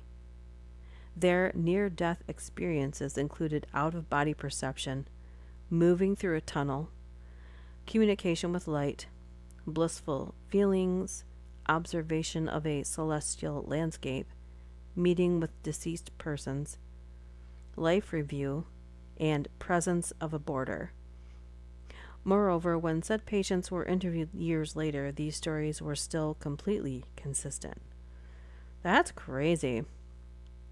There is an older movie.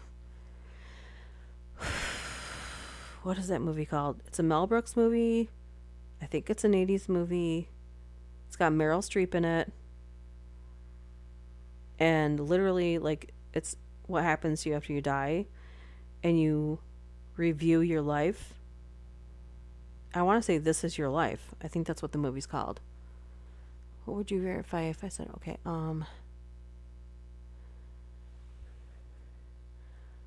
Schaffenstruppen. Your nose turns red. I've got a cold, so. Schaffenstruppen. Schaffenstruppen. Schaffenstruppen. Oh no. Did I just say something bad in another language?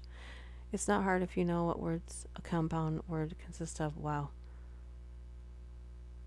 Yeah, I'm saying probably you can give me anything to pronounce, but Diane, I'm not my brain won't let me. It's not fair. No, but I do love that movie. This is older than that because I think Death Becomes Her was a 90s movie, but this one is an 80s movie, and it's like a review of your life. Like you're literally watching clips of your life and then being grilled, like being judged on it.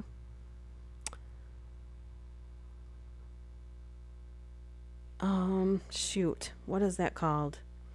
All I have to do is look up Meryl Streep, and then all of her movies come up, and then I can just tell you what it is instead of guessing, right? Movies that she's done.